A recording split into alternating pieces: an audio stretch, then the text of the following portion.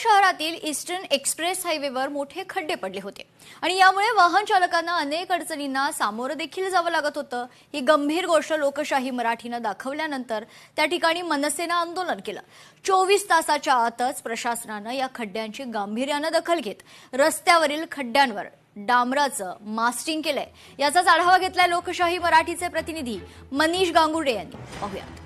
सध्या मी उभा आहे ठाण्यातील आनंदनगर कोपरी टोल नाका या परिसरामध्ये। काल याच ठिकाणी मनसेने आंदोलन केलं होतं। ते आंदोलन होतं खड्ड्यांचं आणि भले मोठे खड्डे जे होते ते या परिसरामध्ये मोठ्या प्रमाणात होते आणि काल एक तरुण मुलगा तो या खड्ड्यात पडता पडता वाचला होता। पण मात्र काल 24 तासामध्ये ठाण्यात 2 घटना घडल्या होत्या। त्यामध्ये 2 जणांचा दुर्दैवी मृत्यू झाला, त्यात एक महिला आणि ठाणे महानगरपालिकेचा एक कर्मचारी जो आहे त्याचा मृत्यू काल झाला होता। आणि त्यामुळे ते खड्डे जे रस्त्यावरचे पडले आहेत ते प्रामुख्याने लक्षवेध मोठ्या प्रमाणात आपल्याला बघायला मिळाला।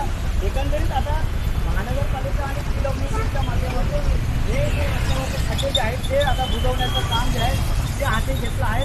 खड्ड्यांना मोठ्या प्रमाणात टॅक्स जे आहेत ते मारले जात आहेत, पण मात्र छोटे छोटे खड्डे जे आहेत ते आता देखील आपल्याला तसंच बघायला मिळत आहे। तिथून पुढे याच खड्ड्यांमुळे अनुचित प्रकार घडू नये, अनेक प्रवासी नागरिकांचा जीव या खड्ड्यांमधून जाऊ नये अशी आपण आशा बाळगूया।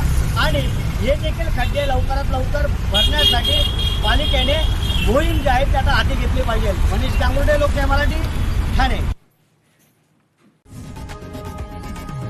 लोकशाही मराठी ऐका, पहा, जागरूक रहा।